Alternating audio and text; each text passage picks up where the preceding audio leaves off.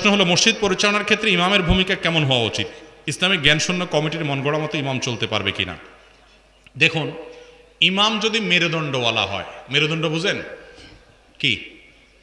মানে ইমামের ভিতরে যদি সৎ সাহস থাকে, তাহলে সেক্ষেত্রে কমিটি যত উল্টাপাল্টা হোক, ইমাম সাহেব কখনো নিজেকে তাদের অধীনে চালাইতে গিয়া কখনো এমন কাজ করবে না যে কাজটা আল্লাহ এবং তার রাসূল সাল্লাল্লাহু আলাইহি সাল্লামের নির্দেশ বিরোধী হয়। এটা ঠিক যে ইমাম সাহেবদের উচিত, মুয়াজ্জিন সাহেবদের উচিত মসজিদ কমিটি পরিচালনার সৌন্দর্য হিসাবে যৌক্তিক যে নির্দেশনা দিবেন সেটাকে পালন করা উচিত। তাতে শৃঙ্খলা হবে। সবকিছু ইমাম মুয়াজ্জিন বুঝবেন না। যারা স্থানীয় থাকেন, যারা দুনিয়া চালান, প্রতিষ্ঠান চালান, তারা অনেক সময় পরিচালনাটা অনেক ভালো বোঝেন। তারা যদি যৌক্তিক কোনো কথা বলেন, ভালো কোনো কথা বলেন, ইমাম সাহেবের সেগুলোকে আমলে নেওয়া উচিত। কিন্তু অন্যায় কোনো কথা বললেন, সে অন্যায় কথাটা ইমাম সাহেবের মানা উচিত না। আর মসজিদ কমিটিরও মাথায় রাখা উচিত, ইমাম সাহেবের নিয়োগটা হলো আমাদের দেশে প্রেসিডেন্ট নিয়োগের মতো। কিরকম?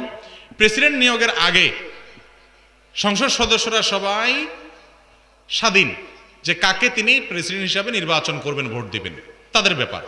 তারা যদি চান সবাই মিলে একটা লোককে প্রেসিডেন্ট নির্বাচন করতে পারেন, তারা যদি চান না আরেকজনকে করবেন, করতে পারেন। কিন্তু প্রেসিডেন্ট যখন নিয়োগ দিয়ে ফেললেন, উনি প্রেসিডেন্ট হয়ে গেছেন, শপথ করে ফেলছেন, এরপরে কি হয়? এরপরে সবাই তার অধীনে হয়ে যায়। ঠিক না ভাই? ঠিক। শপথের পর সবাই তার অধীনে হয়ে যায় না? এরপর প্রেসিডেন্ট যা বলে ওইটাই সর্বোচ্চ কথা, ঠিক না? এরপর যদি প্রেসিডেন্টকে বাদ দিতে হয়, চাইলেই কেউ সমালোচনা করতে পারে? পারে না। সবাই মিলে যদি ইমপিচমেন্ট করে বা বেশি মানুষ ইমপিচমেন্ট করে যে ঠিক আছে ওনার প্রতি আমাদের আস্থা নাই, ওনার উল্টাপাল্টা কর্মকাণ্ডের কারণে, তাহলে যায় সে বদলকে প্রেসিডেন্টগিরি চলে যায়। ঠিক না ভাই? ঠিক। ঠিক মসজিদের ইমাম সাহেবের এরকম অবস্থা।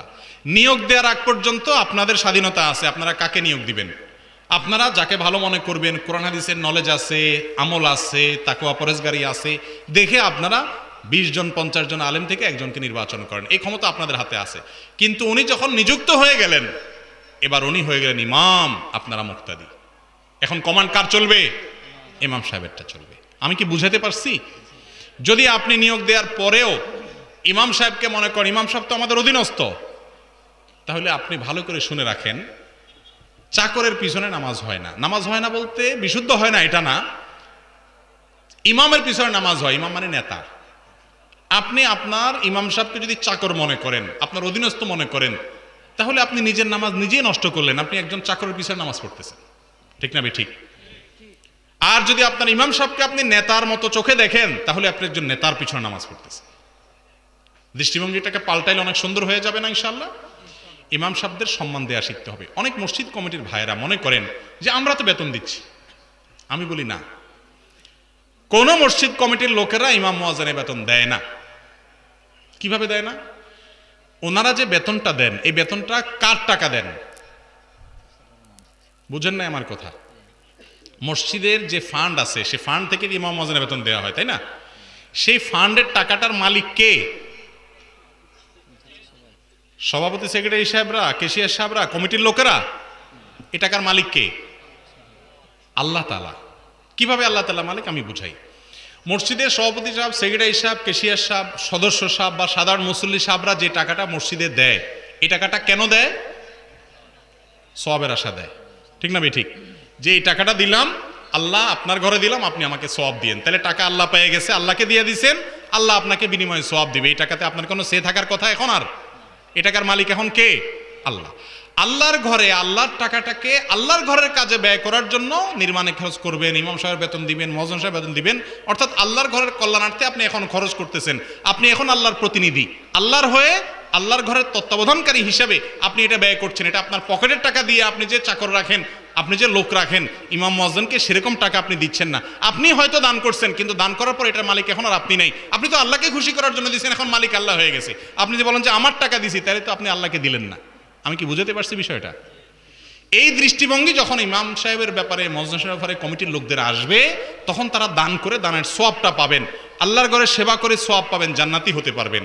আর যদি তাদের মানসিকতা হয় যে না, ওনারা তো আমাদের টাকায় চলে, আমাদের চাকর, তাহলে আপনি টাকাটা আল্লাহকে দিলেন না, টাকার সওয়াবও পাবেন না, আর মসজিদের সেবা করে সওয়াবও পাবেন না, বরং আলেম ওলামাদের প্রতি অপমানজনক ভূমিকার কারণে আপনার গুনাহ পর্যন্ত হতে পারে।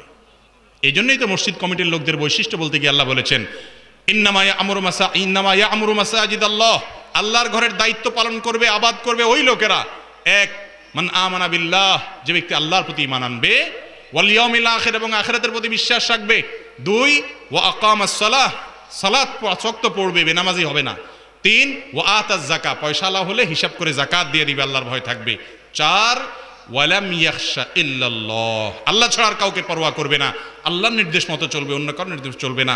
এই চার গুণ বিশিষ্ট মানুষ, এই চারজন বিশিষ্ট মানুষগুলো মসজিদের দায়িত্ব পালন করবে। তারা যখন আল্লাহর ভয় তাদের মধ্যে থাকবে, তারা ইমাম সাহেব মুয়াজ্জিন সাহেবদের প্রতি আন্তরিক হবে, শ্রদ্ধাশীল হবে। আবার ইমাম মুয়াজ্জিনরাও নিজের মর্যাদা নিজে রাখতে হবে। চা দোকানে আড্ডাবাজি করে উল্টাপাল্টা কথা বলে সামাজিক বিভিন্ন রাজনীতির সাথে জড়াইয়া উল্টাপাল্টা এর পিছনে ওর পিছনে দলবাজ পিছনে লেগে ইমাম মুয়াজ্জিনরা নিজের ইজ্জত নিজে নষ্ট করবেন না। ব্যক্তিত্ব সম্পন্ন মানুষ হবেন। কমিটিরও উচিত এমন লোককে নিয়ে দেওয়া যার ভিতরে পার্সোনালিটি আছে, যার ভিতরে ব্যক্তিত্ব আছে। ইমাম সাহেব যদি মেরুদণ্ডওয়ালা হয়, তিনি যদি আল্লাহ ছাড়া কাউকে পরোয়া না করেন, তিনি যদি নিজের আত্মসম্মানটা ধরে রাখতে পারেন, তিনি যদি একটু কৌশলী হন, হিকমত এবং কোরআন হাদিসের ইলম যদি তার কাছে থাকে, ইনশাআল্লাহ কমিটি যত বেলাইনে হোক, আস্তে আস্তে একদিন না একদিন অবশ্যই লাইনে আসতে বাধ্য। আল্লাহ তাআলা আমাদেরকে সেরকম ইমামতি এবং সেরকম মুয়াজ্জিনি করার তৌফিক দান করুন।